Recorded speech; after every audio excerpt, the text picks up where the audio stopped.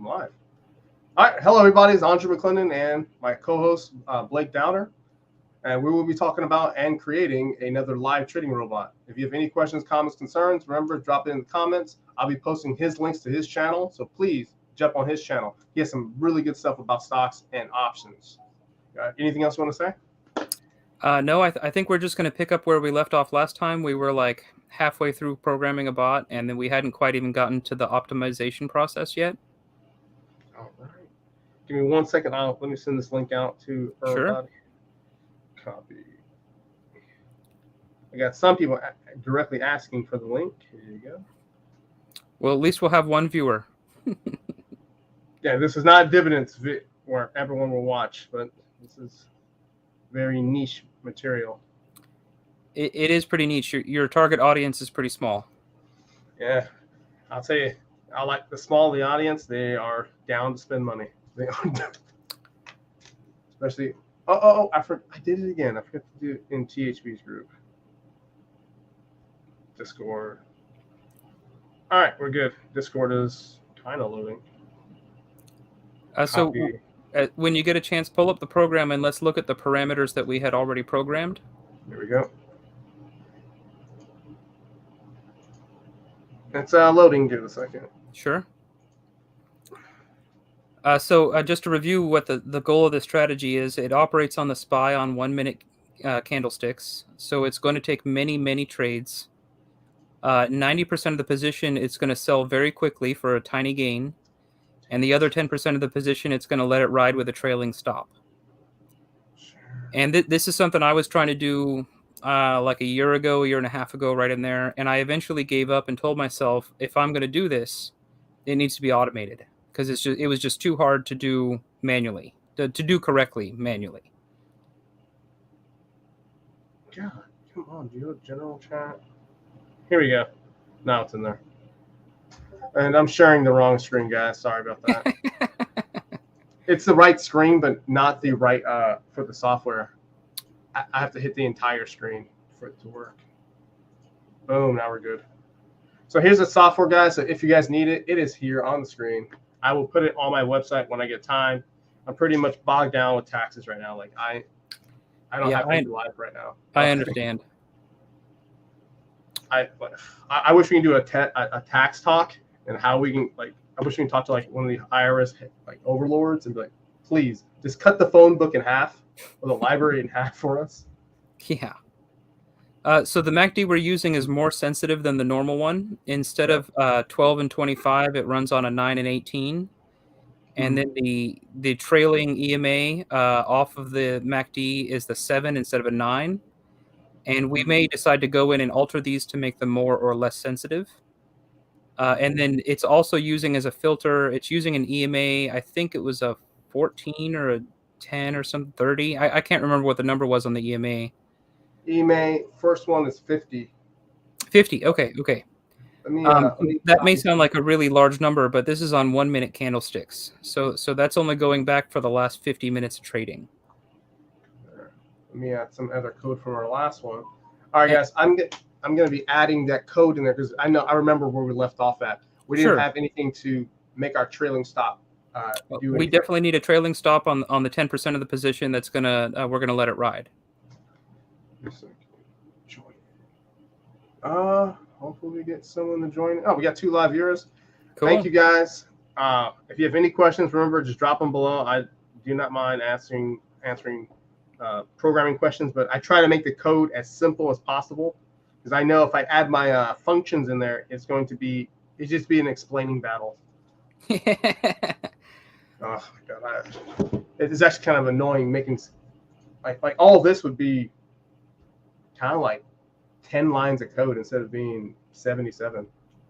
Yeah, at this moment, it's probably better to have it easier to read for your audience than to have it be like as efficient as possible. Efficiency to me, man, that is going to it's a make it or break kind of thing, especially when you have so much happening. If you're coding a complicated program, you definitely want to focus on efficiency. The larger the program, the more of an issue it is. You want to eat up as little processing power as possible. And oh my god, and also ghost errors, errors that can't be explained. Yeah. Oh man. So if I remember correctly, I think I was saying we should use an ATR of like 1.5, and I think you said something about a 14 ATR. We got a 14 ATR. Our stop loss is at 1.5, and our take profit is at $80 plus. Our heavy load is at 8, and our light load, that's our carry on, that's at 80. Can we the 90% that we're going to sell quickly, instead of choosing a number, can we base that also off the ATR? Yeah. So it just sells like How much you want the ATR? like 1.5 or 2, right in there from when we entered. Okay, so ATR times 1.2 or 1. Let's try 1.5. Okay. All right, that's good. And then so we're only going to get a tiny move off of the 90%. So we got this right here. We're going to make this when the total orders equal 1. Now, normally, guys, for beginner programmers, guys, I never in my life do this. I only do this for video purposes and for beginners, okay? I have a function that creates an order that basically stops magic numbers. And a magic number, to break that down, guys, is basically like it's like a social security number just for your trading order. Every time you open an order, it gets a special social security number, like a serial number. Yep. Okay. All right, we're gonna modify this. Blah blah blah blah blah. Also because the nature of it being a scout bot, and we're planning on letting 10% of it ride with a trailing stop, I think it should be that you were wanting to add a delay so that it can't just enter 3 times on the same candlestick. But I don't want a max. Like let's say it enters a bull run with a lot of pullbacks. Mm-hmm. I would not be upset if it just enters a new position every pullback, and then all of the pullbacks on the way up, it ends up with an additional 10% trailing, 10% trailing. So it's possible at the very upper end of a really long bull run that you might have 5 or 6 of those 10% positions. I'm okay with that because we have a trailing stop. Cool. Our trailing stop will be blah blah blah. IND block will be equal 1, and if block equals 1, wait, this is not a trailing stop. This is a modified stop loss. Give me a second. I'm trying to take code from my last one so I don't keep remaking stuff. I hate remaking stuff sometimes. Well, once you've already written the code, it doesn't make a lot of sense to rewrite basically the exact same thing. Okay, so we use 4.0, take profit. Next turn, double.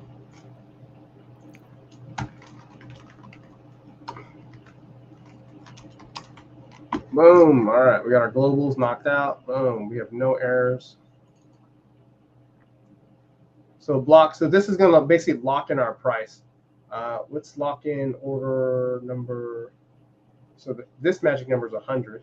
This one cannot be 100. Let's make it 200. So basically, I need to control the IDs. This social security number or ID has to be 100 and only work when this is at 100. All right, so let's see how it works, guys. Control T. Don't need this. Open. Control R. Yeah, we hadn't even started the error correcting or the taking bad trades or any of that stuff yet. I think you basically just got the skeleton coded and then we had to pause. Yeah, to go back. Actually, this one has a bunch of my other codes. What is it called? SP1. You should see, if you guys want my other MetaTraders, this list goes on forever. You can just keep scrolling and scrolling and scrolling. And we are using US index. Where's US? Here we go. And let's go fast. Oh, no. The 1 minute. And I think the 1 minute is November. Furthest we go back. I think we were going to use like the last 2 months of trading. It had some very normal trading days, but it also had it goes real fast. It's 1 minute. You're going to take a bunch of trades. Slow it down, baby. Slow it down. All right. Get off this right here. All right. Let's go one level back. All right. Now we can see if it's working. All right. So we got a really good trade right here. Boom. Okay. Let me get my to-do list out. Sure. So Yeah, for I would imagine we're gonna have a bunch of bad entries and some really good entries, and we need to like tune the EMA and the MACD so that we get better entries. give me a second. How are you? I guess we get some guys saying hi. So guys, so this is what I do for every single robot that I ever make. Once I get the basic BS out there, like how it trades, I got like stacks of these note cards right here, and literally I'll write down exactly what's wrong with it, and I go back step by step and fix it. Like Yep. some robots have like 10 note cards line for line of errors that people just don't see when programming. So for this one, I'll show you how I go through the process. So step one, go to the first trade. This is retarded. Just to break it out, if you have a trade that goes on over 100 candles, 100 plus candles, and it doesn't modify a stop loss or take profit, you have something wrong with your code. That's 100 minutes of not modifying your exit strategy. All right, let's see. So we have time. We need to modify candles plus 100. All right, what's up? What else we got? Then we have another error right here. There's no time delay. So we don't want to take multiple trades on the same candlestick. We at least want it to wait another, I don't know, 2 or 3 candlesticks or something before it's willing to take another trade. Boom. But I also don't want a maximum number of trades like at any given time because the strategy is a quick scalper with a 10% that it's going to hold. I'm okay with multiples of those 10% getting stacked up. Oh, look at that. That's a beautiful trade right here. This is the model that we want right here. But the problem is right here. Something is incorrect, which I got to go back and fix. There's one with a take profit, but the other one, actually, I already know what the problem is. Okay. I did something foolish without not knowing. So here's our ATR right here. So if the ATR is at 3 and we do 3.5 right here, this might not exceed the spread. So the take profit won't be able to modify. Like it's just too close. Okay. So do we need to widen the ATR? Yeah, a tad bit. Maybe like a 4.0. Okay. Just in case. Sure. So 4.0. Yeah, we definitely want the ATR to be larger than the spread. The last thing you want is to buy at the ask and then immediately sell into the ask again. We got this. So so just to make it as a note, guys, here as an info note, this would be our heavy order, and the one above it will be our light order. I was wondering when you were going to start adding notes. Man, I never add. Me personally, I don't add notes. I memorize what I'm doing. But... Well, the whole point of notes is so that a second programmer can step into the program and know what's going on. And if you're the only one who's ever going to look at the code, there's really kind of no point in adding notes at all. Yeah. I tell you, like no one ever looks at my code because unless it's like free stuff like this, because it's kind of like Microsoft, they hide everything. Like they don't want to give out code. Heck no. All right, so we're compiling this, guys, right here. We're doing a ATR 4.0. I did a simple change. Let's stop the program, rerun it, and see how it does. On slow mode, okay? Let me make it look a little bit more easy. Now, you can do presets to change the stuff like this, but I think it's easier for the audience to understand what's happening. So if you look at it, we have 2 orders. Order 1, order 2 opened up. Look at the graph. You see there's 2 open right here, okay? Okay. We have one at 10% of the value of our 10, and we have one at 90%. So heavy 90, light 10. And we have if we see the target profit, see how we have TP1, that's our light baby. TP2 is our heavy. I would worry that target profit is way too far above the entry, but it might get there. Okay, let me turn on the bid. Let me turn on the bid and ask a little bit. All right, so that's our spread right there. If we zoom in a little bit better, this is how we can see how it operates, okay? Now, we can easily modify it. Maybe 1.5 was just too bad. Maybe a 2.0 could have been better. Sure. I just know that the 90% heavy, we need to hurry up and get out of that and just take small profits every time. All right, let's change it to 2, or actually, yeah, let's do 2.0. Oh, we got stopped out. It's okay. All right, so we have a couple problems. Modify candles at 100. We have to do a weight code to 2 to 3 weight candles, and also add trailing stop. Can you have it so that while we're looking at these candlesticks play out, that we can also see the MACD and the EMA that we're using for signals? Yeah, MACD. Because that'll also help us see, like, maybe it will miss a trade that we want it to have taken. So it'll help us identify if we need to make something more or less sensitive. 918.7. 918.7. Boom. And our moving average was a simple moving average, or was it exponential? I don't remember. I think it was an EMA. 50. Here we go. So our entry criteria was that the MACD crossover lines had a crossover. I only see the red line. I don't see the second MACD line. We got to add that to the screen real quick. Okay. So our entry criteria was that the EMA has to be going either bullish or bearish, and then when the MACD crosses either bullish or bearish in agreement with it, then we're going to ask the robot to take a trade. So right now the MACD, the histogram is showing weakening, and this is about to switch to bearish. And so this EMA, it might be too large of an EMA number. We might have to change from a 50 to like a 20 or something, just so that we're not missing all these potentially good entries. Yeah, the TP is too big. Yeah. Boom. So we hit Control R, hit pause. So here is the first problem. When we make contact with the first TP, the heavy TP, there is no lock into the trade. So there's no protection. So if it hits the TP and just slams back down, it'll be a win and a loss. We want a double win, basically. Ideally, both of them will end up in the profit, and the heavy trade will just pick up pennies, and then the one that we let ride with a trailing stop could be home runs. You know, that's the idea here. Let's see. Let's modify this and go back. All right, something's wrong here. And also, I make it easier for myself instead of making things complex. The ask has to be greater than, what are we using? Let's say $10. Let's say $10. It's the SPY, so the difference between the bid and the ask is usually like a few pennies. In Forex world, we have to count it in pips, and pips is like 0.00, a little bit off than pennies. Okay. So I have to convert. I mean, I know the conversion. I just have to. How do I state it this way? Right. Right.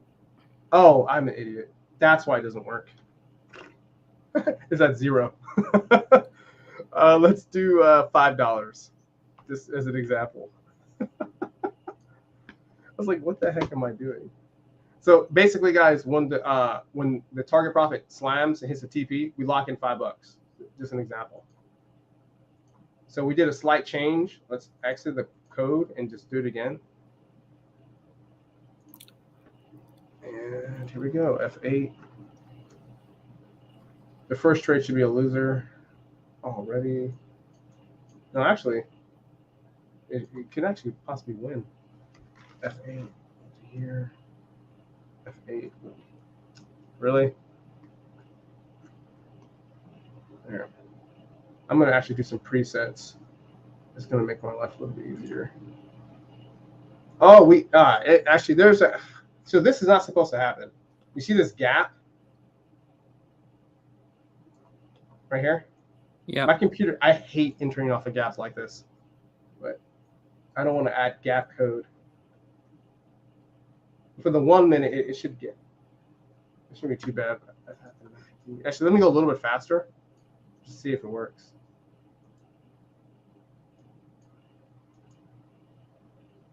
Oh, it works. Okay. We have clear sign that it works. Okay. See, for example, you see this line right here?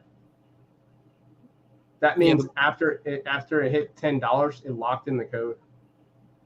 All right, let's make the stop area. So I'm gonna let this run. And I'm gonna program this on the side real quick. Okay. But right now I'm making. So we have the first lock. So the first lock we have. Cool. Next thing is the weight. Let's make the weight candle a little bit easier. Can you display the EMA and the MACD Yeah, no problem. and the MACD? I would love to see both lines at the same time. That's the 50. We enter right on the 50. MACD. 18.7 check. Moving average over here. Add it to the screen. We add it to the first indicator price settings. Okay. So that's the two lines of the MACD displayed on the. Give me a second. ATR. It is 50. Exponential. It should be showing. Well, I'm seeing two lines on the candlestick chart, but only one line on the MACD. Indicates date. Previous. No. First data. No. Delete. Apply to previous indicator data. I'm not messing. Oh my gosh.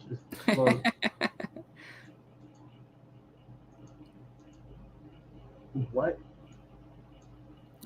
Is it just repeatedly plastering it on the candlestick chart instead of the MACD? Yeah, it's not. There. Boom. There we go. Okay. So now we have indications for crossovers. Yes, I can.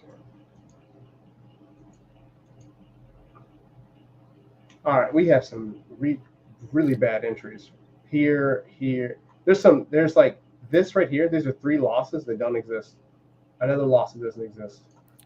So the line that is on the MACD does not appear to be behaving how I would expect it to. I don't think we got to that part. No, it's not even on here. Give me a second. Okay. Okay, where am I doing? The first part is we're making a weight code. This is pretty easy to do. Give me a second. I think it's a V line. Okay, here we go. Let's make it super simple. I'm going to borrow some code from the previous one. And guys, basically what this does is it's going to give us a visual representation of what's happening, okay? Yeah. I won't make it how I usually do it. I'll make it so new. Let's make it, I don't know, pink. Let's make it pink so it stands out. So what this will do is create a pink line. And once the pink line is created, what it will do is verify that there is no orders after it, okay? Let me see. Boy, this was a volatile day. I'm just watching these candlesticks play out. Oh, it's actually, how do I want to do it? I can make it simple. Whoa, look at that. Look at that. Wrecked. Yeah. Actually, is that the ATR to this? 14. Oh, look at that spike. Oh, man. That looks like a news event. Let's see. Man, somebody's puts were printing.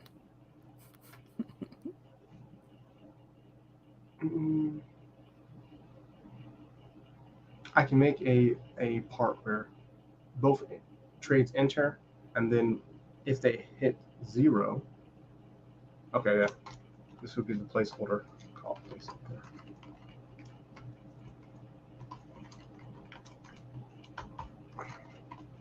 Placeholder equal 1, and then over here would be if placeholder equals 1.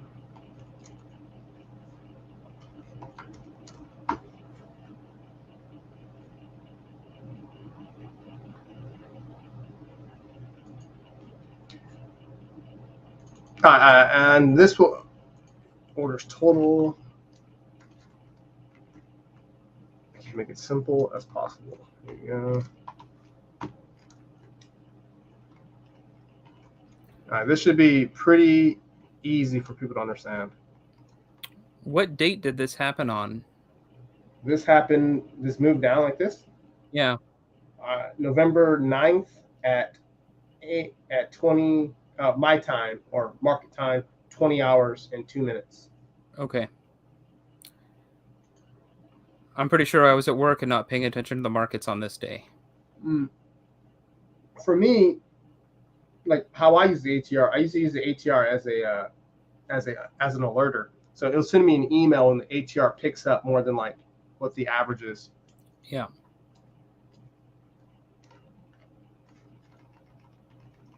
All right, placeholder. We're going to create something.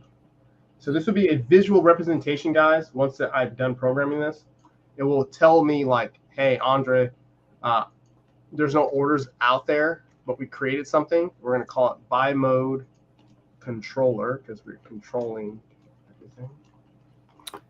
So that pink line on the MACD is it. I think that's an EMA line of mirroring what's going on up above instead of being the two lines for the MACD. Yeah, that line. I just want to be able to see the two MACD lines crossover. Oh, you want basically these right here. Yeah, I want on most software it's a red and a blue line, but I don't care what colors they are. I just need to see the two lines. You're talking about this is a different type of MACD. Aha. Yep. Yeah, what I'm used to looking at has both a histogram and then in addition to the histogram it has two lines and the one line is just an EMA 9 of the other one.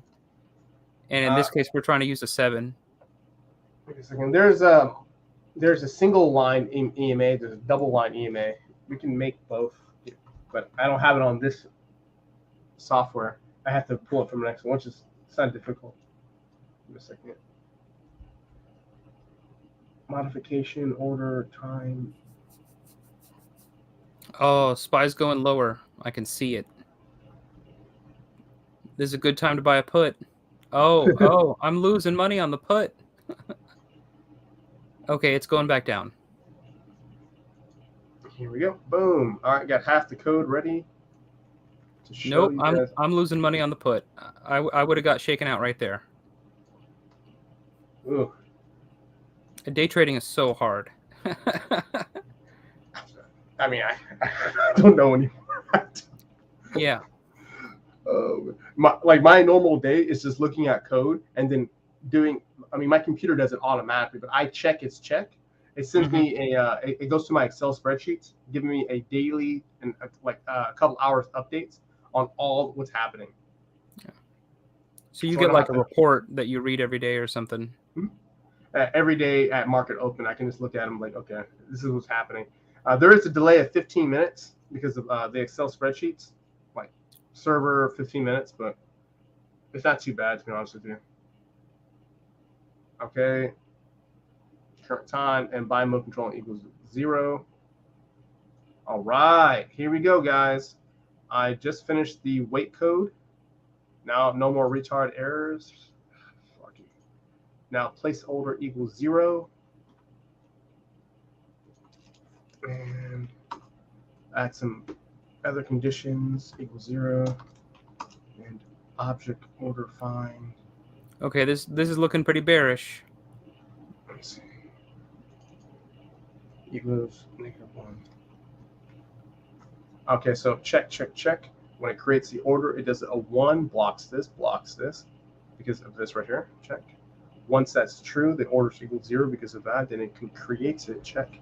It waits 4 candles. You want 3 candles or 4 candles? How many candles do you want to wait? Just at least 1. I just don't want it to enter 2 trades like on the same candlestick.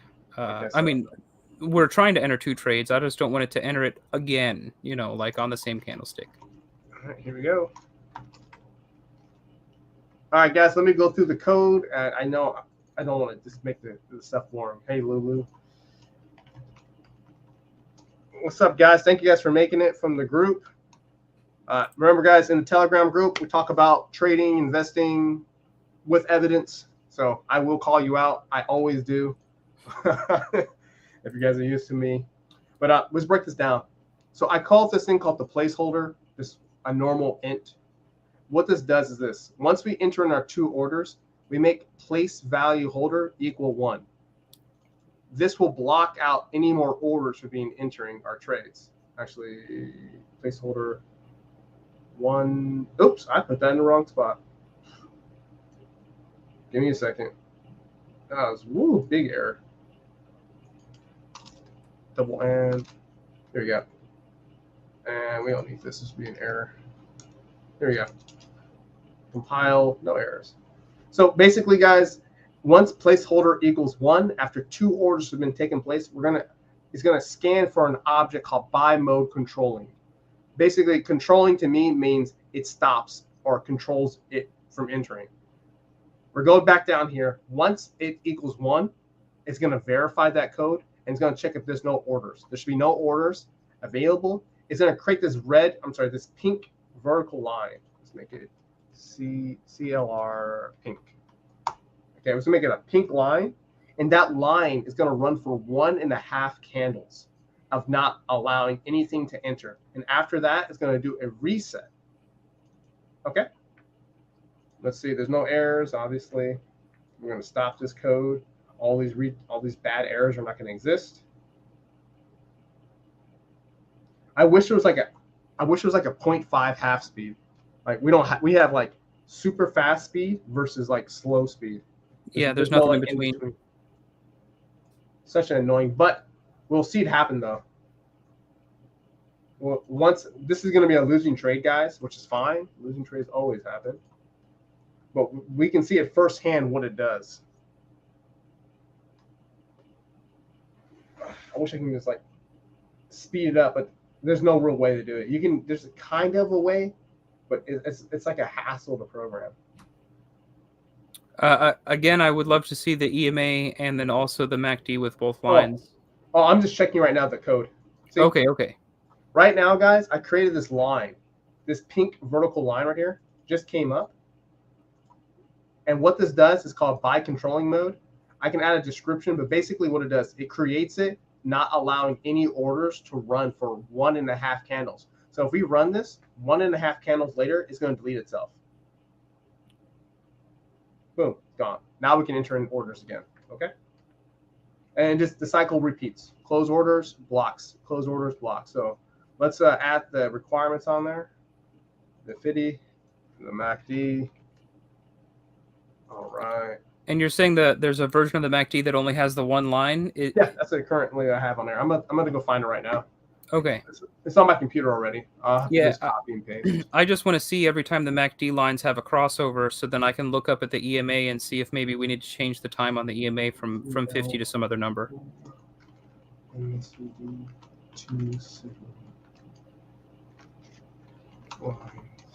should be over here. Lines. Indicator. Found it. Cool. Oh. I have to program it differently as an iCustom, but it's fine. Well, there's a profitable trade on. Oh, it didn't quite meet it. Not yet. Let's see the picture up. Still looks like it might push up into the profit zone. I mean, we can move this target profit a little bit less to make it hit more often. That would be ideal with the heavy weighted one, just to repeatedly pick up pennies. Boom, found it. Oh no! Why do I hit delete instead of accept? You're like trying to copy paste and you delete it. Yeah. It's like, give me a second. Now I have to go back. And look, you see this? It might hit stop loss or not, but if it does, that pink line will protect it. Now, I don't usually use pink lines, but I think it's really good for you guys to see an actual like no shit line of destruction blocking everything. I was thinking about using a special code that just blocks everything per magic number, but explaining it is, to me, it's easy. But I think the audience might have some issues remaking it. And well, that was a bullish move for sure. Look at that. Look, you see that lock in right here? See that price level locked in right here? This what I love in trading. When you have a win-win condition, Big win or small win, no matter what, we win. All right. So the next rule will be this. How much of this move from the current ask price to the current stop loss price do we want the stop loss, our stop loss to follow it? I was thinking 1.5 ATR, so that it'll be fairly tight, but we might find out that we have to widen it. You're downloading right now. Okay, guys, I'm downloading it to my computer right now, so give me a second. Your MACD, not the current MACD. My MACD, yeah. The one I'm used to using.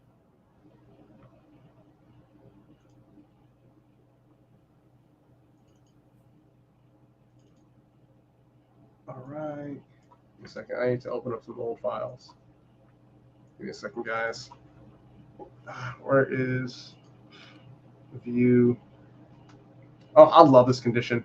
But to me, my robot would have taken me out like right here on this third black candle. Because I average 80%. I don't ever get tops. I mean, I do, but it's very, very rare. Yeah, well, the trailing, the 10% that just trails with a stop, it could theoretically get 80%, if the entry was good. All right, it is called an EX4 folder, all MACD indicator. All right, I found it. Cool. Refresh. Where's refresh? Refresh. Come on, you're not going to refresh for me? Refresh. All right. Here we go. It's called the all MACD indicator. Where are you going? Here we go. Found it. Boom. Like this. That looks more similar, although this has 3 lines. Oh, one of the lines is just the histogram. Okay. Yep. Yeah, let me go through the settings real quick. Inputs. Yeah, we want it to have the same settings as the code. So instead of 12 and 25, we'll have to change it to whatever we're using. I think it was 9 and 18 or something. I can't remember now. Give me a second, guys. This actually takes a while to program. To set up the indicator? Yeah. Yeah, like this is not my indicator. This is this random one. Yeah. It will take me a while. It'll take me like an hour or so to program an actual indicator. And nobody got time for that. Double. Actually, if you guys want to see that, let me know. How to write an indicator from scratch? Yeah. I'm sure some of your audience will want to see that. Actually, it's doing much better. You don't see the triple losses. You see? It still gets murdered, but murdered better. less murdered. Less murdered. Oh my gosh. Let me see. Yeah, there's a lot of weaknesses. So first off, when we start looking at it, see how we have that space? That space is correct. It's not the same candle each time. Much better. What else is the problem? Too high. Much better. Loss. I think these losses is because of the indicator that we're using. It's not the same settings. All right, let's get it. This would be the real MACD. Custom. How do you spell your name? Actually, please allow me to check out your. So if you guys are programmers, many people are just like me. They block the access to the code. You can use the indicator, but you can't read the code. This little gray box right here in the corner says you can't access the code, but at least you can just read it. Properties. As long as you have one that we can change the settings on it so that it matches our code. Yep. Time frame is 0. Consisting name of the string. Here we go. For people who do not know what I'm doing, let me try to make it easier. I need this box open. I'm currently creating this indicator right now. It's a pain in the ass to do, but I have to do it this way. Is it going to let you copy paste the code from the preset indicator into your code? No. So I wish it would let me do that, but literally you have to create it. So each line of code has to be made. So I have to literally duplicate this into here and then double check it if it's correct. Even one spelling error won't allow it to work. Yeah. such a pain in the ass. And oh my god, are you serious? Close of. I'll be right back. I have to pee. No problem. It's not an array. It has to be close of this. Let me see. Early Christmas gift. That was quick. Hi there. How are you guys? If you guys got any questions, once again, I'm just programming this live. I am making this. Let's just do a 12. Make it easy. I'm using this indicator that I've never used before.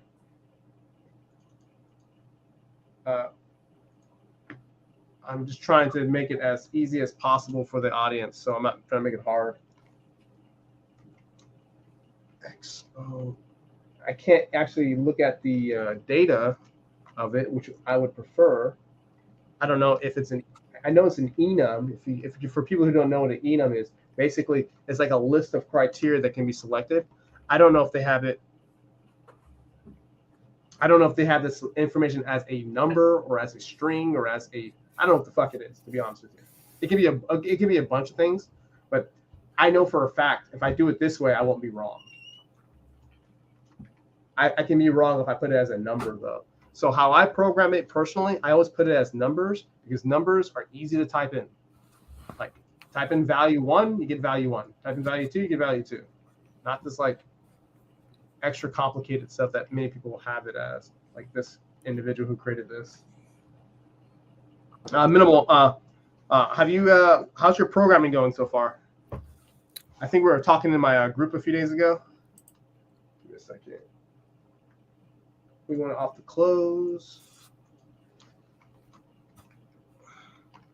And also a little reference code, guys. If you don't know what the heck you're doing, just check out the reference. Okay, MQL4 reference.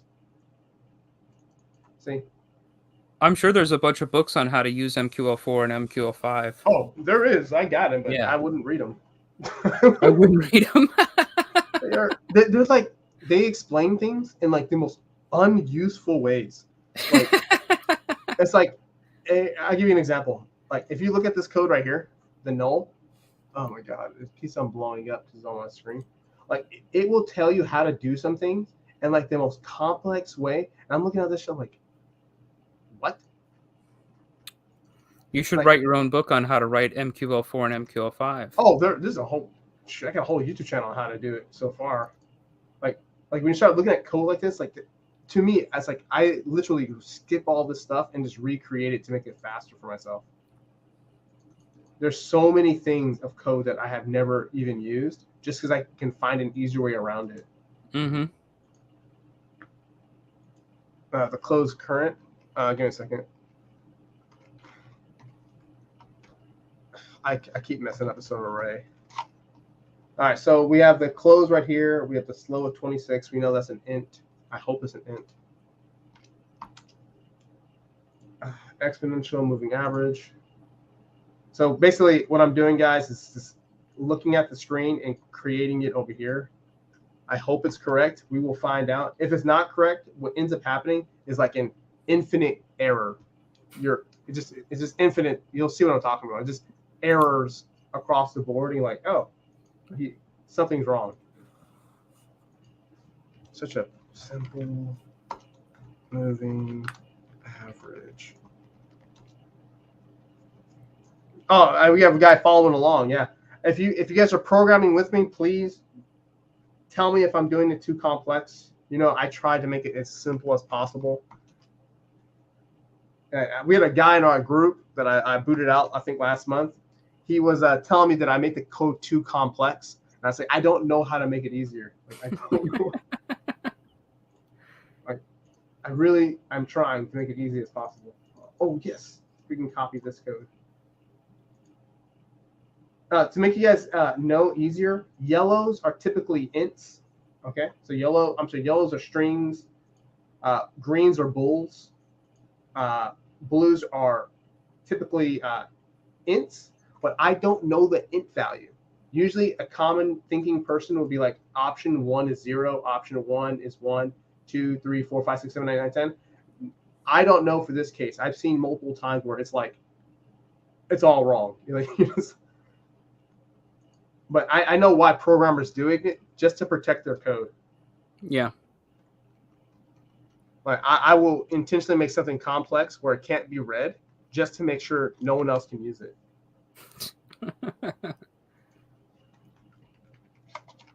False. So 155. 155. Check. This is it's called alert wave. Okay.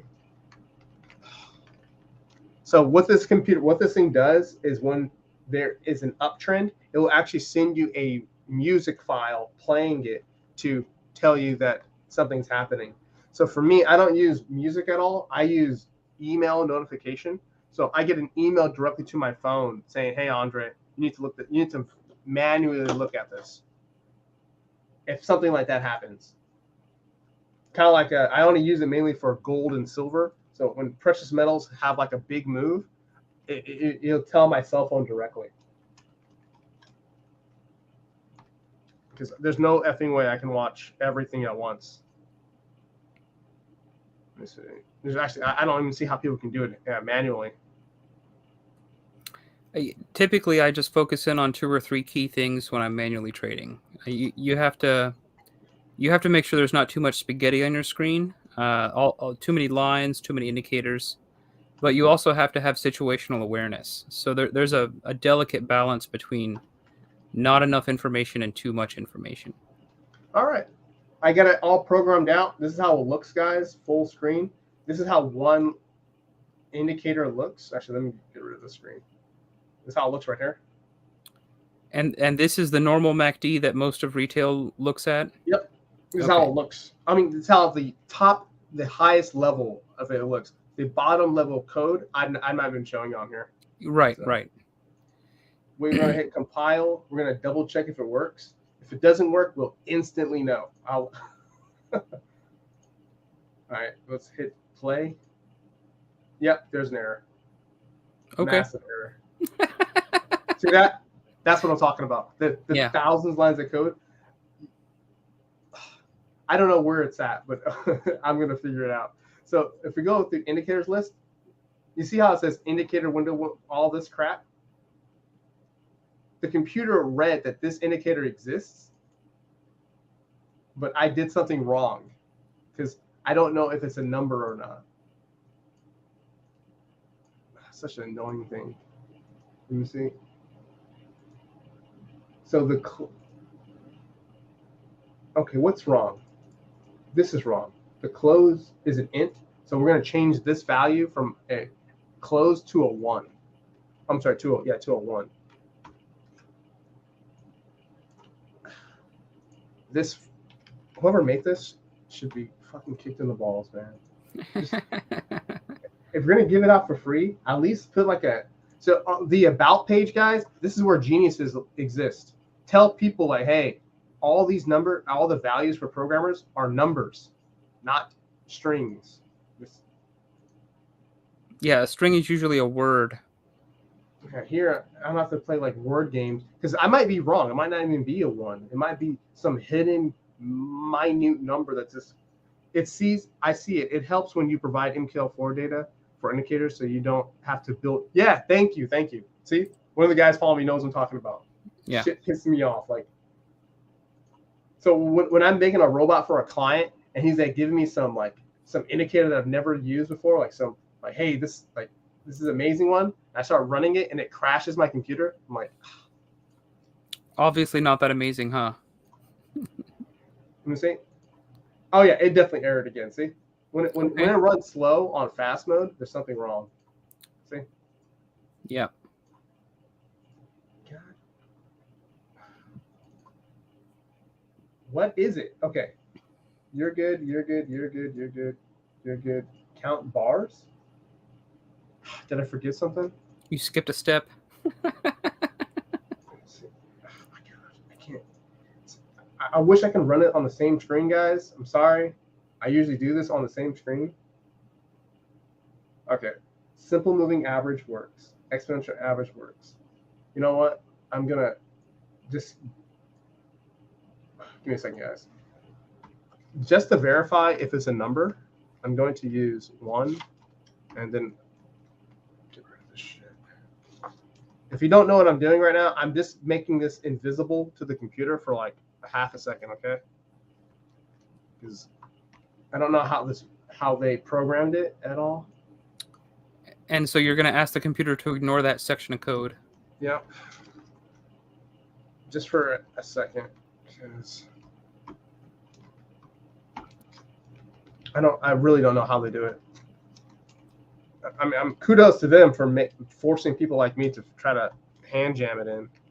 Well, once you have this written, you're going to be able to add this to your library, so that the next time I'm like, "Hey, pull up a MACD," you can just copy paste what you figured out in. Oh yeah, this will be. I have to put this into my library. You can save it as the MACD Blake insists that we use. You see. Okay, you see. I just need to see the lines. Like, without being able to see the lines, we won't be able to improve its performance. What is wrong with you? So you're not a number? What are you? I don't know what you are. Oh my God. Like, you're not a number. You're not an int. Like, come on, man. Like, give me a break. I really don't know what you are. Like, typically, in there it says an int, but it's, how do I say this? Enums don't always read that way. Like, there are ways to make it complex, which this guy may be special ed and made it super complex, so people like me can't figure it out. Yeah. It's possible you might need to go to like Reddit or something, because you can't be the first person to be trying to write a traditional MACD into MQL4. I mean, it has to. Other people have had this exact frustration before. I mean, most likely, if it was me in my normal day, I'll just make the entire thing. Just sit there and just open, check, 12, check, exponential, check, 1, check, 26, check, exponential curve, EXPONTIN in moving average. No spelling error. Oh, one spelling error will make this whole thing crash. Yeah. True, check, count bars, 0. God. At least the guy in the minimal feels my pain. It does say exponential for all 3 of the ones on the right, but you have simple for one of the ones on the left there. Oh, in your code. That was a previous change when I did the numbers. I know that they're numbers now because they work, but there's something else that's incorrect. I'm saying the phrase simple moving average in your code, when I look to the right, I see exponential moving average all 3 times. I found the error. I found it. Alert. You found a error. Hopefully it was the last one. Fantastic. Okay. Try it again. Close. Start. Actually, I'm so sorry. I didn't hit compile. Here, let's do it again. Stop. Start. It's kind of running quicker. Oh my God. What is wrong with you? False, false, false, simple. Okay. The computer is reading everything. There's something wrong with you. We know that this indication has to be false. Oh, okay. Let's delete 1, 0. Maybe there is no. Let's delete 1, 0. So guys, when it comes to programming a custom indicator, the last 2 values are the indicator value, and then the last one is the shift. They don't give you that information in MQL4 at all. So you kind of have to like make it up. So, oh my gosh, it went even crazier. False. Oh my God. So let's just do this. Instead of 0, we use 1, and we use 0 and 0. Make sure, and I hit compile, didn't I? Compile, check, start. These are the headaches of programming that I dislike. Stuff like this. Yeah. Absolutely annoying. Because it doesn't even read. It doesn't. If you guys look at the code, I know there's an error. You see how that? Whoa. We get actually some good information. Something, I was correct on one of the values. See how we have more color? More color, you can just tell. Yeah. Basically, if there's nothing that shows, means something big is wrong. But since we're a little bit better, all right, we're a little bit closer. See? Yes. All right, okay, so it's only one thing messing it up. What is it? It's not the name. Check. Not. Which change current to 0. Okay. Hit start. Oh, come on.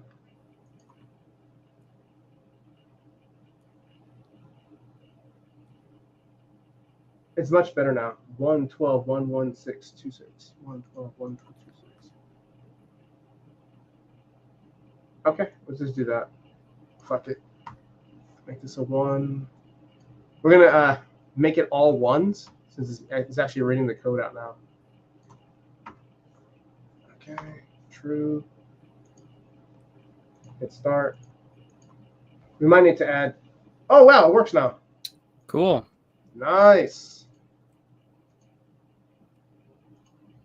This button was the number jamming. Which one works? All right, so here's our new MACD. Here's our old MACD. We're going to use the new MACD, okay?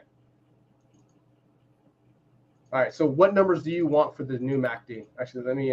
pull up the code. They were in the code. I want what is displayed to match the code.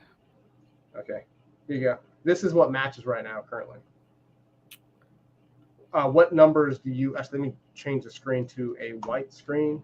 Is that better for you? Or that's good for me. Go into the code that we have written, and I just don't want to use different numbers. I want to use the same numbers. Okay. So 9, 18, and 7. That's what it was that we were using in the code. Yep. 9, 18, 7 is our. So that means code. you need to change the 12, the 26, and the 9. Okay. So the fast has to be changed. So give me a second, guys. I don't know this off of heart, so. So change that 12 to a 9. Okay. True will be our basis. Give me a second, guys. I'm just trying to make it look clean for me. We have infinite patience. Don't you worry. Boom. All right. Delete this. So I was right on double zeros. 001. Compile. So change that 12 to a 9 and change the 26 to an 18. And then change that last 9 on the right to a 7. And then now the code will match what the indicator is showing us. They're both going to be trying to, like, the indicator will show us when it's taking trades. All right, we hit this change. Let's actually verify if that change is correct. All right, we have this screen right here. We're going to hit compile, start, stop. And yeah, it worked. Okay. So now that we can see how it's behaving, we can tune it to make it actually behave better. Give me 1 second. I need to do some. Okay, let me a second. Uprising, downrising. Oh shit. So if you guys look at the differences, so here is the 2 MACDs. MACD number 1 is Blake's. MACD number 2 is default for the computer. This MACD has 1, 2, 3, 4, 5, 6, 7, 8 different values. This MACD only has 2. Yeah. Okay. So we got to focus on, you want, just to verify, you want the double lines, correct? Yeah, I want the double lines, and we're going to try to take entries when the lines cross. If the cross happens in concordant, like in agreement with the EMA up top. Okay. So to agree with this, guys, as a programmer, what he just told me as a programmer, we look at it, now I know what I'm looking at. So as a programmer, we look at it. We need to create this indicator how many times? 6. So we need to create this 6 different times. 1. Could you explain to me why it has to be 6 different times? So when you're for MetaTrader, when the reason why they create 6 different times is for 6 different periods of time. So Okay. the first 3 is for the yellow line. That's going to be the current candle, 1 candle back, and the 1 candle back, 2 candles back, 3. And then as the other indicator, we have to do 1 candle back, current candle, and 2 candles back. We need to target that cross point from this to this, and that Okay. centers across. Okay. That half made sense. I'll watch you do it. It'll make more sense. And to make it easier, I'll make it with a note. These would be Blake's MACD indicator. Go back. So you also need to change the name on the other 5 of them or whatever? Oh yeah. I just usually just copy and paste it out first, and then Yeah. I adjust it so I can read it better. And then here we go. These are the sub accounts. Sub 1, 2. Indentation is awesome. Oh, The little experience I do have coding, indentation makes everything so much easier to read. we have a gold line and we have a gray line, so we're going to call this Goldie. Gold. No. Gold, and this would be current 0. So the underscore is 0, so basically I know what I'm looking at. This is 1 back. This is 2. Oh, actually, I did a spelling error. This is 1 back, not 2. And we're going to do the exact same thing. Current candle, 1 candle back, 2 candle back. We need to make a cross point. This would be the silver.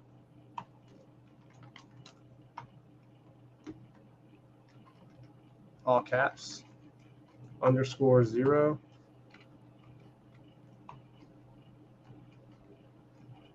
Really? And we're almost done. I'm gonna this part I'm gonna have to kind of guess. I'm not sure what I'm talking about. I don't know for a fact which one is which, but I know that the last number has to be changed. So this is a 0 no matter what. This has to be a 1. No, I'm sorry. This has to be a 1. This has to be a 2.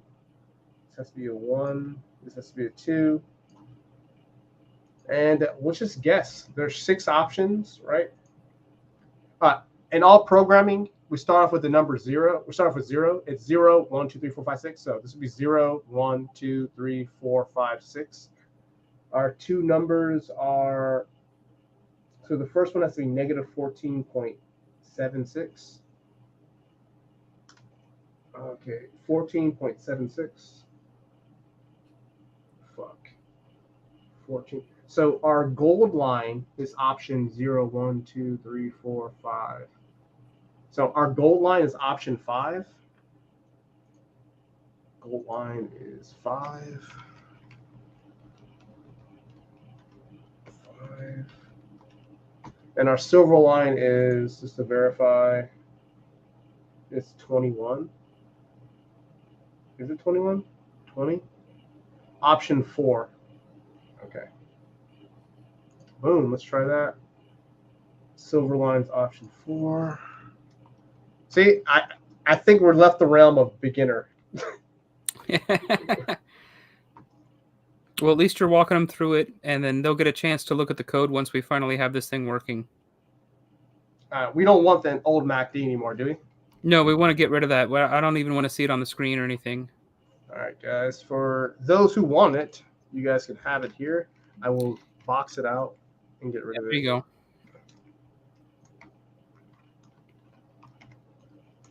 All right, cool. We're going to call this MACD main. We can keep the same name. Just got to change this up. All right, just to verify, a buying condition is you want the silver. Actually, silver's bearish. Let's look at a good buy. Well, if you go way back over to where we were at, there was a good buy, a selling condition. I don't know about buying. Let's see. So many missed errors. Okay. Let's get rid of the ATR. So right here, right? That's a good buy. It looks like we need to make the EMA more sensitive because the EMA was sloping down when the MACD was giving a buy signal. So we should shorten the EMA from a 50 down to like a 30 or something. Okay. There you go. So the signal to buy was actually right here, huh? Yeah, but the EMA was still sloping down at that point. Oh man, you want the EMA to slope up? I want the EMA to slope in the direction of the MACD crossover. Does it matter if the ask price is above it or below it? I don't care at all about the ask. The whole point of this momentum, it's a momentum strategy. So Okay, let me fix this. Where's moving average? Moving average buy. This is incorrect then. Oh wow, I messed up. you commented out the moving average. Yeah. Give me a second. We need 3 reference points. Okay. And let's try changing those 50s to like 30s and see, because we missed what was a great buy because the EMA was sloped in the wrong direction. Give me a second. So it's Sure. it's just 1, 2, and 3. Okay, go back here. This doesn't matter anymore. But ooh. Is it capital or non-capital? Capital. Moving average current has to be greater or equal to the moving average 1 and moving average 1 has to be greater than or equal to moving average 2. All right, cool. A couple errors, but I haven't got to that yet. So I fixed the moving average buy. Check. I have to fix the old MACD. Okay. All right. So the new MACD, we don't care about the cross so much, just that indication of this, right? Yeah, we want to see the silver line and the gold line cross, and the let's see, the gold line looks like it is the EMA of the silver. Mhm. So, for example, if you move the cursor over to the right where the MACD went from green to red, right there was a good sell signal for entering to the right when it goes from green to red. That was a good sell signal right there to buy a put or to sell short. Okay. Let's see and put this right here. So a good position to exit, right? Yeah. Well, to enter a short position. Right in there. So and then also the EMA up top, is that still a 50? It's a 30. It's a 30. So we probably need to make the EMA much more sensitive to be able to pick that up. Let's do 20. We could try 20, yeah. That's still not sloping the way we wanted it. Let's take it to like 12. Okay. That's better. That's much better.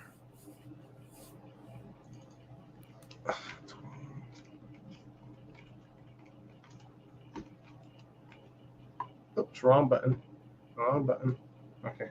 Yeah, I know the MACD still not created yet. We'll get to there. So our cross right here. Let me see. This is sloping down a little bit, but well, then that wasn't a good buy. So go over to the right. How about the next cross right there, the next touch? it's technically it's not a cross. It's a very, very slight touch. It's an almost touch. Yeah. That would have been the optimal time to buy. I mean, if we modified it a little bit, maybe we make the fast at a 7. There. Okay. And So now we need to go change that in the code as well. Yeah. Maybe slow at. Yeah, this is the part of the process that I thought was going to take the longest, is us tuning it so that it's the right amount of sensitive, so that it actually produces good buying and selling signals. There. Boom. Okay, that got us across there, and we still have a good sell signal up top. Yeah, that's, even though it's telling us at a different location, I'm okay with that. Cool. So our numbers now are 7, 15, 5. Oh my gosh, I'm not going to do this again. This would be int, not interface. Don't do that to me. Are you going to make all those variables so that you can change one variable and it changes it in all 6 lines of code? Yeah, instead of doing it manually, we'll just call it 1, 2, 3. Cool. This is a fantastic idea. So now we can repeatedly tweak these numbers without you having to hunt them down inside the code. Let's see. 1, 1, 1.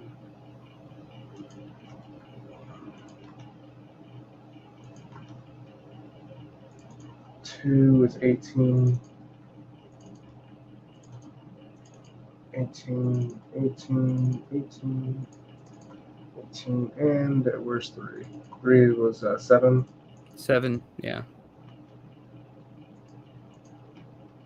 Time, okay, time's good. All right, and we said what was numbers? I can't remember what we just changed it to. 7, 15, 5. Okay. 7, 15, 5. All right, we still got 3 errors left. Let's make the EMA even more sensitive. I think 12 is not sensitive enough. I think we want to take it to like 8. Okay. 3 errors still. Check. Okay.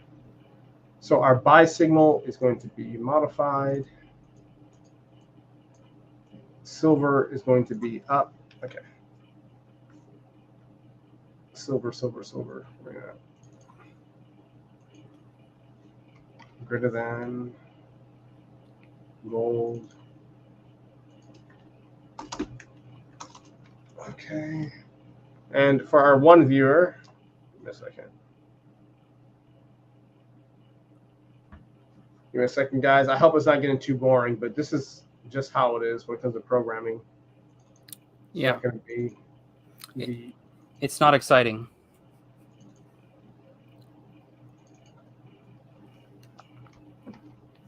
It's definitely not exciting, but I'll tell you, it really helps out when it comes to making money. Oh my God, Mitch. Really? You're going to do this to me now? Control Z. All right, here we go. And our last one. We're going to double check this, guys, before running it. Oh, shit, I messed up. And this has to be over gold. There is some programming etiquette happening here. I usually make all my like greater signs, symbols always face the same direction. Some people have them mixed up and stuff. I don't. I just make sure. So our buy order requirements is buy signal MACD is true. Boom. Buy MACD. What is buy email? That's the new one. Placeholder. Okay, we're good. No errors. Run it again. Oh, wow. Okay. There's no errors. Let's run it again. Make it faster. Oh, wow. So it only gets in at that cross. Yep. And only if the EMA is agreeing with the bullish or bearishness. Yep. So it trades a lot less frequent now. Good. We would rather have only winners, right? Let me see. Ooh, there's a lot of things that need to fix. Let's check how it's doing so far. Yeah, it's on a death dive. Yeah, I figure. It'll keep death diving until we get everything tuned up right. Weight codes. Maybe this is a TP problem. Let's go back. Let's see. Okay, you were a XC problem. Oh, this is a cap your upside problem. Okay, I hate that kind of cap upside problem. I don't like things hitting TPs. I like it, but it could have eaten more, you know. All right, let's go back. This one right here is a TP issue. What the hell is that? Oh, that's a spread issue. This is actually a good example. Really good. Yeah. This right here didn't take enough profit. Check. So that's trailing stop, guys. Just for programming sake. Trailing stop was too wide. This right here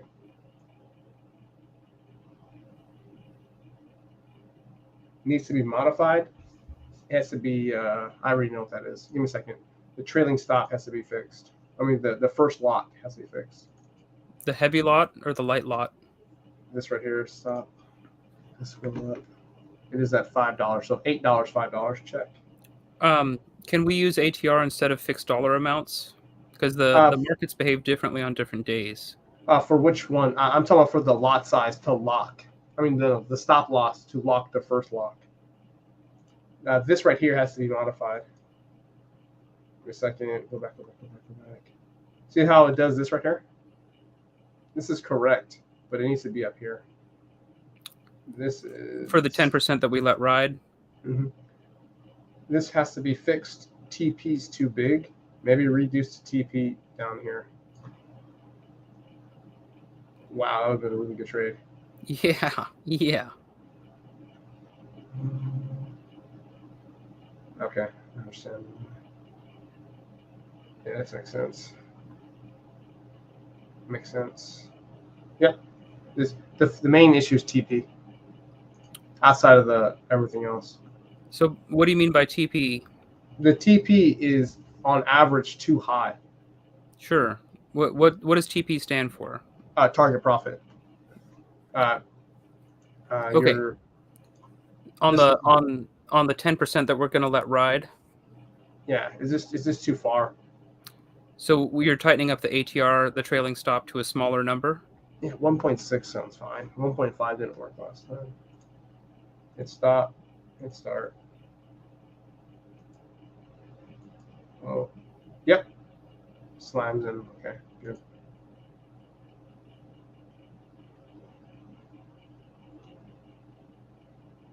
Whoa.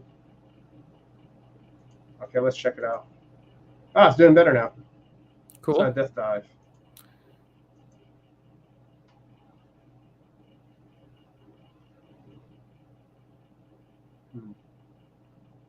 I think I'm already seeing what the problem is already. Couple losses, string losses. How are we doing? Yep, okay. Let's fix some of these. The first thing needs to be fixed. That's a good entry. This is down. Ugh, fixing this stuff is gonna be. This is a really good example. Good example. Bad example. Actually, let me hit. We have enough trades so I can actually analyze what's happening. All right, that's our crossing point right here. That's our crossing point. It did it again. Right here. Actually, Control R, get rid of that. Control 8. That's good. Here. So right there, it gave a bullish signal. The EMA was rising. The MACD had a crossover. How wide of the on the heavy position did we exit with a profit on that? No, this is a double loss. Double loss. This right here is incorrect. See, it entered here. Yep. But it re-entered here. So there's two things we can easily do. We can do a reset code. So basically, once it enters in a trade, it will not enter into another trade until it resets. Okay, so it only takes one trade at a time? Yeah. But I'm okay with that. If that happens, if this keeps on running up higher and higher, it won't take advantage of that. Well, the 10% that we're letting it ride theoretically could still be holding on for the ride up.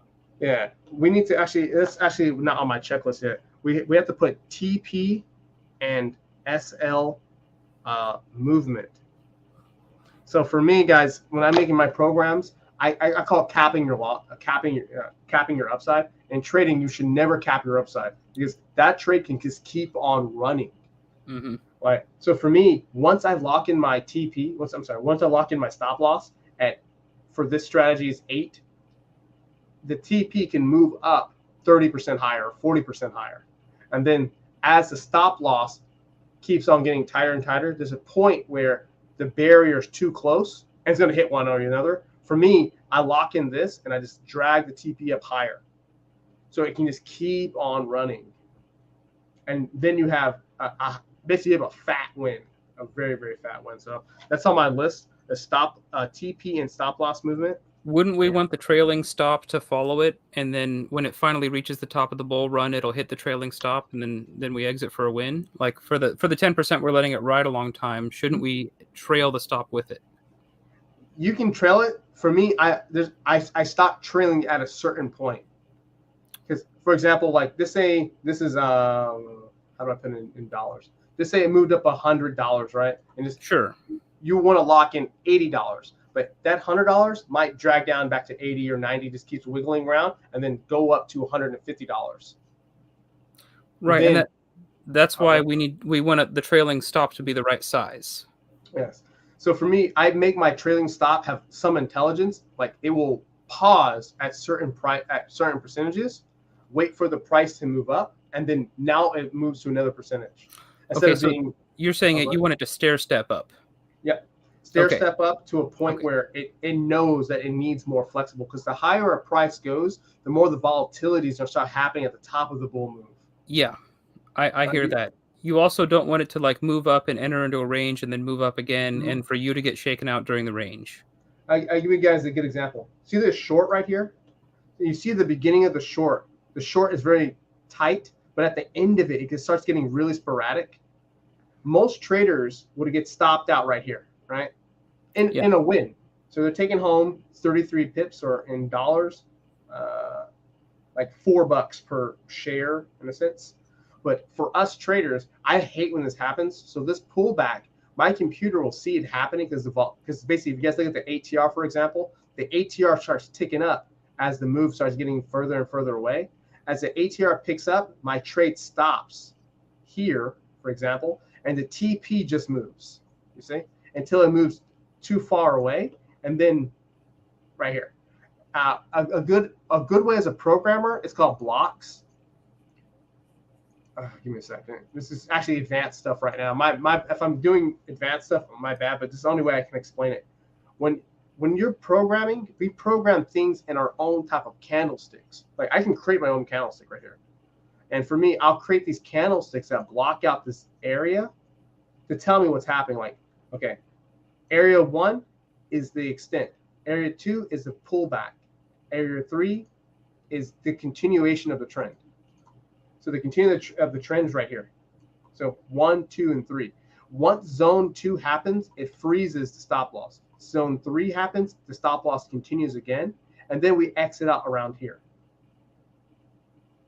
See, I never get the top. I just go for the 80%. Yeah.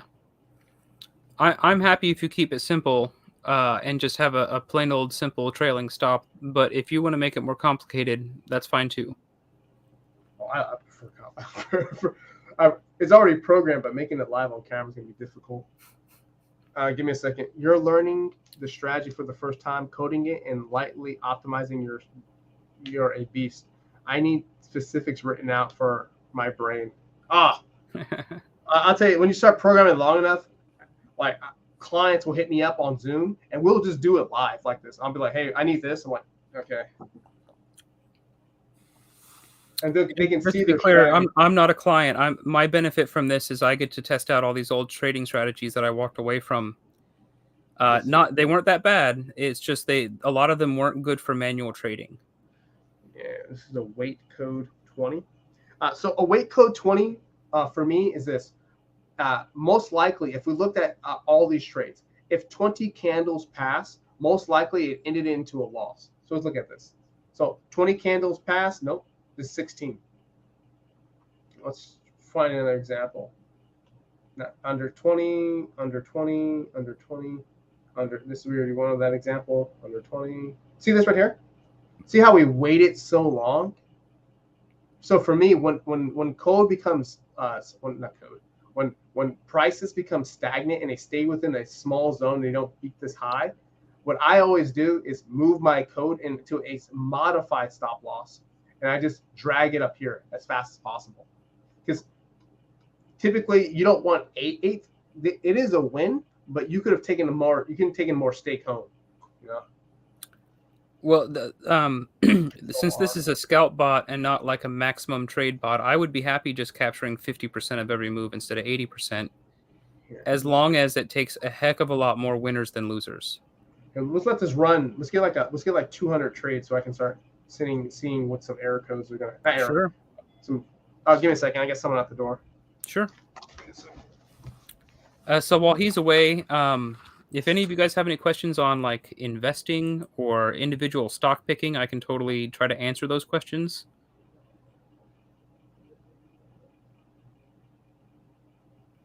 I guess by any of you, I mean just minimal, the one audience member that's watching live.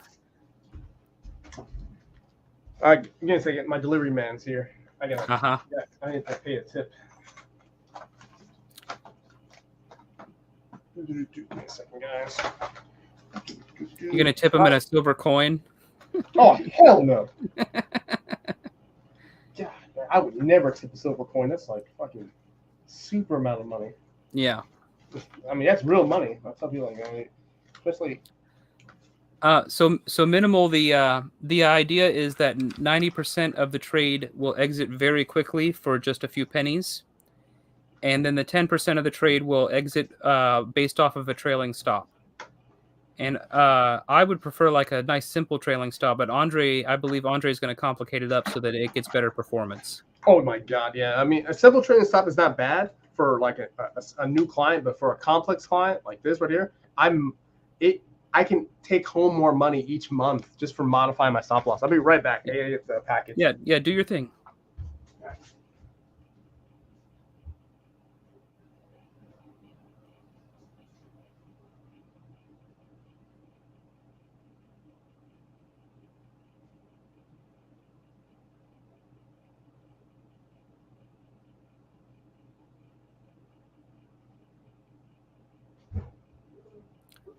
So every time it enters 2 positions, and one of them it tries to.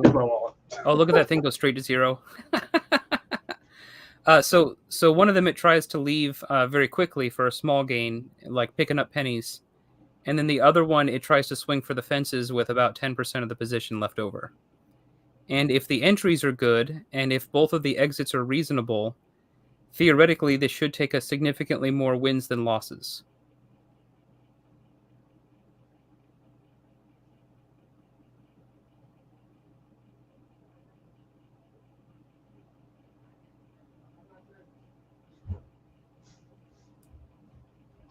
All right. I got the package. Is it done? I think it ended. Or it ran. Right. Oh no, losing strategies are the best. Yeah, look at that, a losing strategy. Oh, that's how we know we're not done yet. Yeah, there's so many little things that have to be fixed. I just need clear examples of how to. Sure. What all to fix. Like stuff like this, like short stuff like that, that's really, really good. This right here. So if you guys notice something that when it loses, this right here, when you see this like mashup of BS right here, most likely a human trader would just ignore this as an entry, right? That looks like a fairly good entry, yeah. But this computer stuff right here, like this, like stagnant, because if you look at it, it's not a trend. It's kind of flat right here. Yeah, it's a range. This needs to be fixed. So for me, I would go back and write this down. No, not a fucking. I need a triangle. Ugly triangle. Give me a second. Let me make this a beautiful triangle. There. So now when I scan through the code, I know what I'm looking for. Examples of code that have to be fixed. Let's see. Oh, so this is hit TP. I'm sorry, hit the stop loss. Nothing wrong with it, so stop loss entries. Stop loss entry, stop loss entry. Stop loss entry. Actually, would it matter to you if it's an instant execution, like a buy or a buy limit? Would it be okay? Yeah, if you want to limit buy right at the ask, that's just fine too. So then you don't get wrecked by the brokers or by the market makers. If we move the price down 4 to 5 cents, or I'm sorry, 50 cents, I think our entry would be better. You see? We would probably miss 1 or 2 trades, but we would save it back right here. You mean where the program would throw in a limit buy and just never get filled? Actually, it would work 2 positions, 3 positions. It's actually interesting. If we just move the price down just 5 cents or 50 cents, in a sense, actually move it like $5 every single time, you would save a lot of money. Are you trading off the SPX? Is that what we're looking at? Mm-hmm. Okay, that's why all your numbers are larger than what I'm used to. The SPY doesn't move $5 in a day usually. It moves like $2 or 50 cents or something. I have to put in the same terms in the sense. Give me a second. Yeah. So let's compare this right here. Let's just look at this. Just do a visual comparison. So Control T, now Control R. Here we go. Control R. Here is our chart right now. Death dive. Cool. That's fine. Death dives are like the best charts right here. We're going to change this to an OP buy limit. And OP buy limit. Do our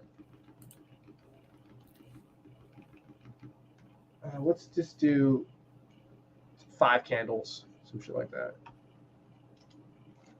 Period in seconds times 5. I think I have to put it in daytime. I think so. Let's say compile. Yay, it works. Let's do this. So for our entry price, we're going to do 5 minus 5.0. So I would normally not do this, but this is for easy teaching tool. We just want the prices to be a little bit lower. So instead of buying at the ask, we're trying to buy in between the bid and the ask somewhere. And then we have to modify everything else a little bit. So this has to be 75 because we went down 5. We have to make this a 5. This has to be ask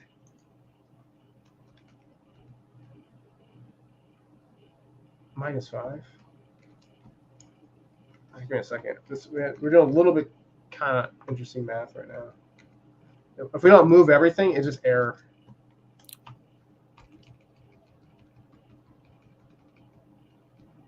And the TP will be, because we're lower, plus 5. Let's just do that. The other one's too big not to matter. Okay, let's see how it works. Hopefully, it does pretty good. Yep, we never get filled. No, it's not even creating the order. Oh, okay. It's because of this. Yeah, order symbol 3. It's me programming, me being kind of lazy. So this is not a fill issue. Mm-hmm.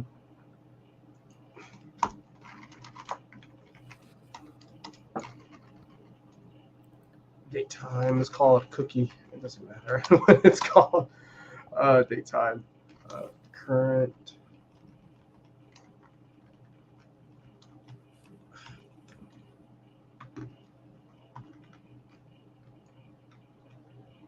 Really?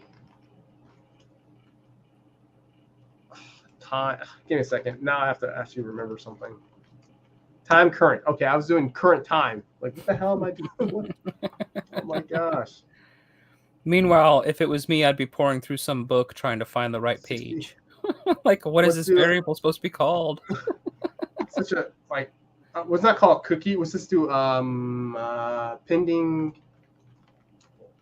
order timer. Yeah, that happens all the time. You'll mix up words backwards. I'm like, what the hell is it called? It's not time orders, but it's order time. Like,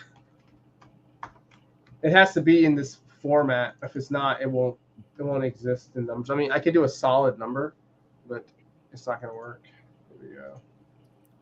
See this order? So you see, it didn't take place. And we'll go back. I hit compile, and it's the same error. You motherfucker! I knew it. So instead of adding or subtracting 5, maybe we should try to make the EMA or the MACD more sensitive, Right. so that we get slightly earlier entries.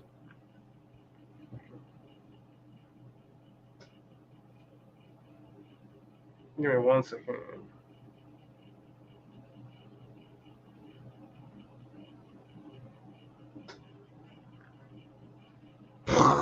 Ah, that's me. It's me. Okay, this is correct. This is wrong. Something here is wrong. So the buy limit off the ask is minus 0.5. Check. Slippage of 10. Check. The ask is minus $5 times 1.5. This has to be set because of this. Check. And we're going to minus the ATR times 1.5 is going to kick it down even lower. So the ask minus 5, kick it down lower. Check. Ask 75 makes sense. Ask minus 5. It's the same information except for this. This, the ask is at neutral again times 1.5, 1.6. All right, well, we're going to play a different game called null. Basically, I need to null it out real quick. I need to make sure if I'm doing something incorrect.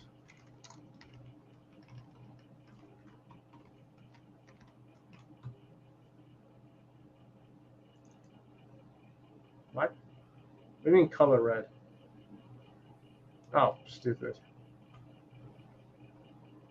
Give me a second, guys. I'm just dealing with some annoying issues. Put a comma here. All right, now we're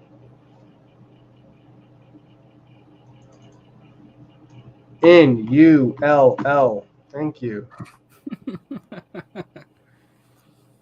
Everything is hashed out. N-U-L-L. What's the problem now? Oh, it's double. All right. Yep, same error. Okay. Let's do it again. N-U-L-L. So I think your potential clients watching you live stream what it takes to actually write a program should give them a lot of appreciation for what they're paying for. Oh yeah, they don't even have to worry about this. They don't have to worry about that. Like I've talked to a lot of clients about, hey, I want to learn how to do it by myself, and I'm like, okay, that's fine. But there's things that you guys don't even know what's happening, like possibilities that can ruin your entire account just because you want to save a little money. Mm-hmm. Like you can absolutely burn your account by doing this incorrectly. Well, that's the whole point of backtesting, is to try to get all the bugs knocked out before you go live.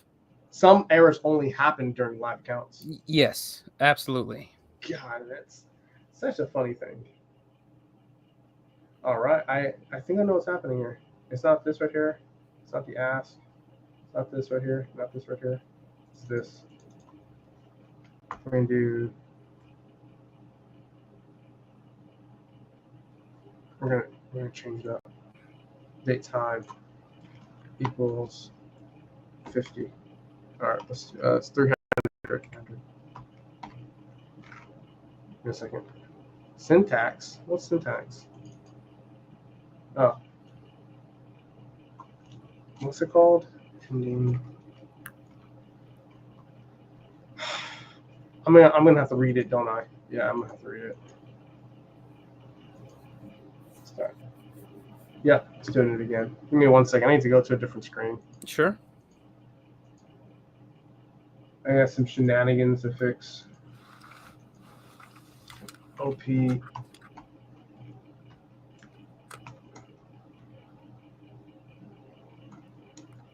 The fuck? Ah, I know where you're at. Experts. You're in. I give all my robots like really cool names so I can memorize them. I have a random optimizer for it. Like my current rollout I'm making is called Jigsaw Killer. Let me see.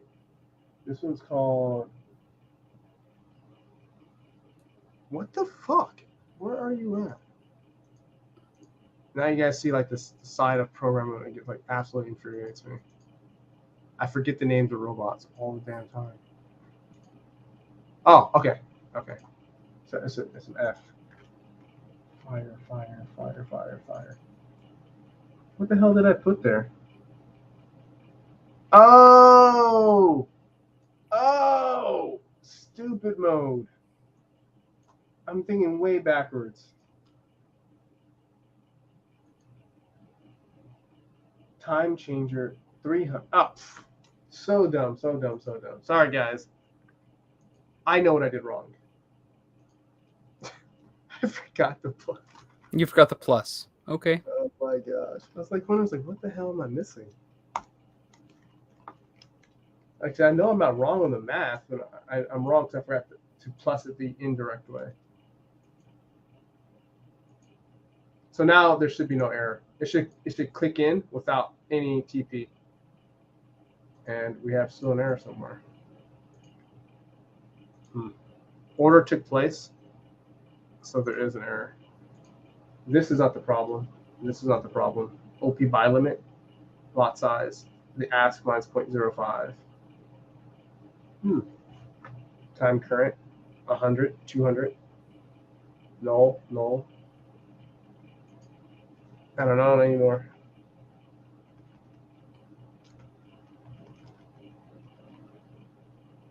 What?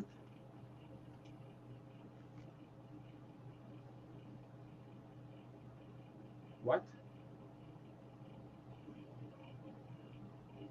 This is becoming a tad bit annoying. Okay, 300. This is pinning order. Oh. Stupid. Stupid, stupid, stupid. For the guys who do not know what I'm doing right now, basically this right here is no compile. There. I forgot to put the information inside a readable ledger for the time, so now it's going to continuously make this error until I fix it. Pinning order is 300. Check. Reference. Check. So 300 seconds times whatever. Time changer. Oh. So what happens after 300 seconds? 300 seconds of it running. I need the period in seconds times 5. Let me see. Yeah, the period in seconds times 5. So now we have 1 minute times 5. That's 5 minutes. Plus time current. Everything is calculated in time, not in ints. Okay. Once again, this is not. Okay, there's an error. This is not for.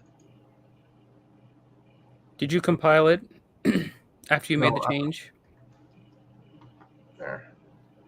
Forgot the parentheses. Something's wrong again. And now we begin the breakdown of what's wrong. Tying into that period times 5. Just take out period in seconds. Let's do period times 5. Check. Damn, another error. Same error, order 3. Period in seconds and 5s.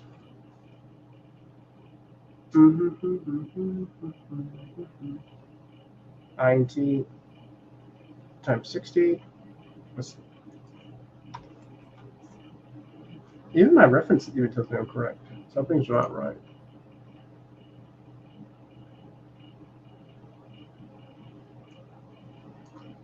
Time current, pinning orders, plus. Did I do plus or times? Plus. No. Comment. Do you need to add a space there between the 200 comma and the time current? Something, stop loss is good. The ask minus 5, buy limit, we're going down. Yeah, I keep worrying that like in real life this would never get filled if you're trying to get filled below the ask during a bullish candle. I mean, we can just change it to a buy stop. That would work too, but it will not matter so much if it's not filling, guys. It's a programming error. Something on my end is incorrect. Even as I force it to go through.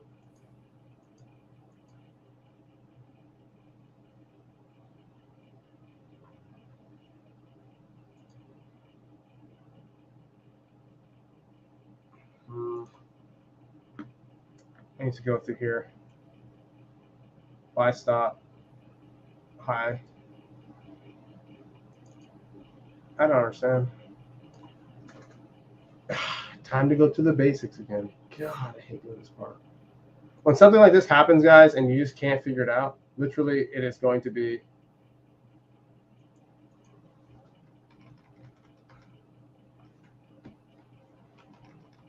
get off that. Let's go. Stupid bid.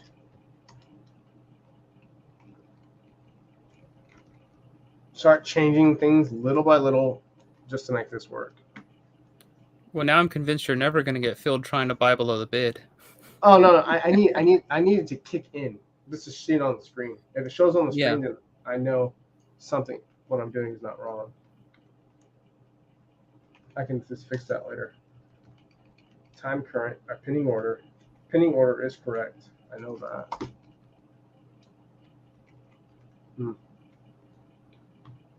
Actually, let me just do something.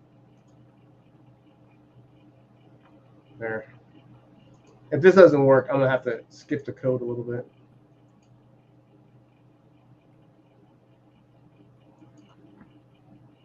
Yeah, order error 3 took place. I'm gonna have to hand jam it in there. So that on the lighter order line, there's a plus touching the pending order. Is that a problem? Is the program gonna read that as a single item, or is it gonna read the plus as a separate item? It in meta quotes, spaces don't mean anything. Spaces don't mean anything. Okay. Yeah, I know with some coding languages, it's real important to add those spaces, and with some of them, they don't care. There we go. All right, we're gonna do it like this. So basically, guys, instead of waiting for an if statement, I'm just going to run it like this. So I know that it's not running. We're going to do OP buy limit. Yeah, it goes below the price. Check. You know what? Let's try OP sell stop.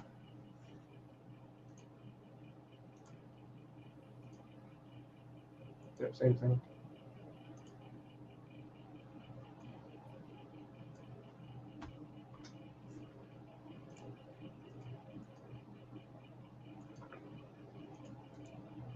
Yep, something's not right.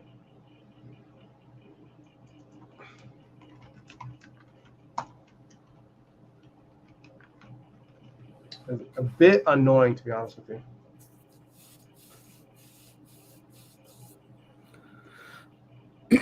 Okay, we got our orders. Cool. Okay. As long as we have at least one order populate. All right, so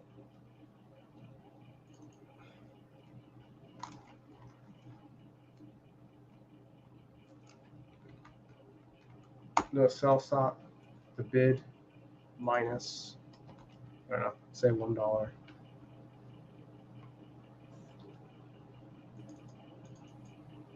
Time current.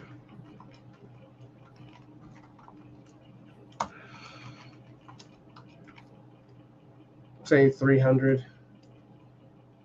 Yeah. If this doesn't work, then I know something dumb is happening. Yeah. Something is really dumb. Plus 300. Yeah, even the reference is saying the same thing. It has to be an in value to 1, 1. Amount of candles is 40. Time changer. Maybe I'll just increase it to something ridiculous. Do you have the word one defined as 2 separate variables in this program? Because one of them is defined up top for MACD. Oh, in Medico's language, if it's in the parentheses, it doesn't exist to anything else. Okay.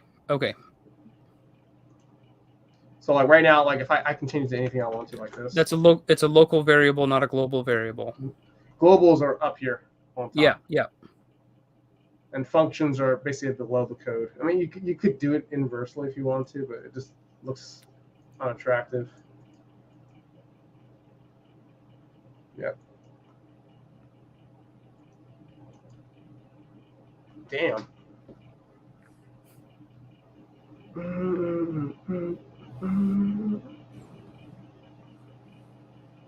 Now I'm actually reading it.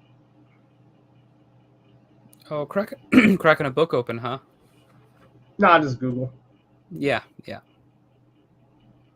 I feel like there's some Reddit post somewhere that's going to explain like 95% of the problems that you'll ever come across. Someone has already had that problem. Someone else has already helped them with the problem, you know. If you can find the right thread.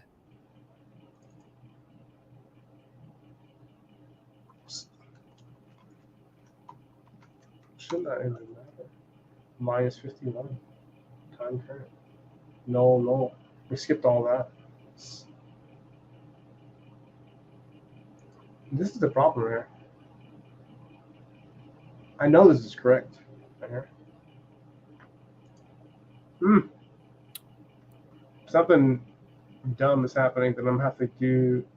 You realize time current is at like 5 million or something? Is that 500,000 or 5 million? These are seconds.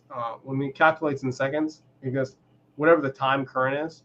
Let's say today is December, whatever. It can only run for that many seconds before closing this order if it doesn't hit initiation. Okay, yeah, 5 million seconds seems like an appropriate time to get out. If it's just still in there. Yeah, that's why the error that's happening doesn't make much sense to me. Is it possible to remove the time limit at like altogether, or will that not work with how the code is set up? Without the time limit, it won't work. Okay. Like I can finagle it, like force it, but something is incorrect. I don't know what it is. Like I can't even get off the ask. Ask mine is $51. That's definitely within the buy limit. The slippage of 10, no stop loss, no target profit. Wait.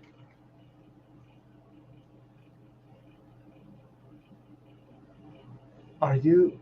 I know what the problem is.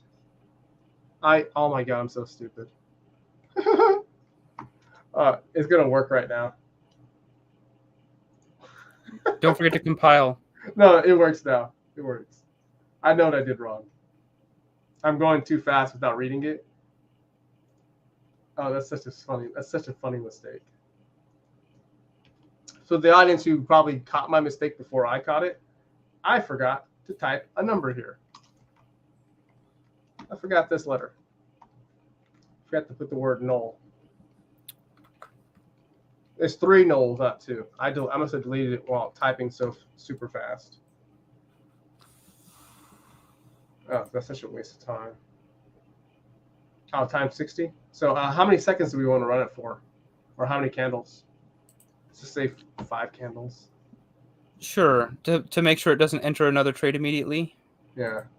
Here we go. Oh. Simple mistakes.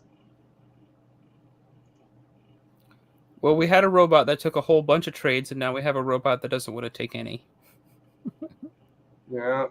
And reread it slowly. No more speed. Delete this comma. We're in null. Magic number 200. Time current plus the pinning number. Everything matches. Slippage, price entry, and we have our lot size. All right, let's go back up here. We do not care about this anymore. I don't want this. I'll just do plus 300. Then yeah, how's your time so far? Because I'm about to run out of time. We can quit whenever you need to. Whenever you're done with this, I'm going to go back to writing an article for Seeking Alpha until I get too tired. I won't be able to finish it tonight, so I don't have high hopes to get it done or anything. I will finish it up tomorrow. It's doing it again. Oh my gosh, my annoyance factor is about to kick it in right now. It's sitting in the order. I even fixed my error. Time current plus 300. Try something ridiculous. Hi, for this strategy, what's the exit? I think you answered that already. Yeah, I already answered that when you got up and walked off. We have 2 different exits.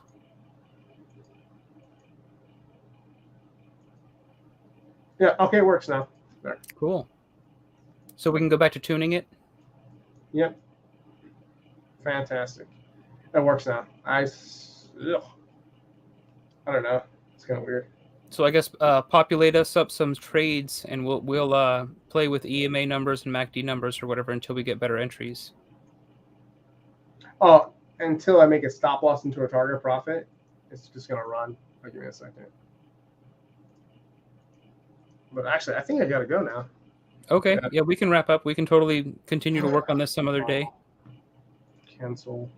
All right, guys. Thank you for making to the end of this. I know we have only 2-3 people on, but thank you.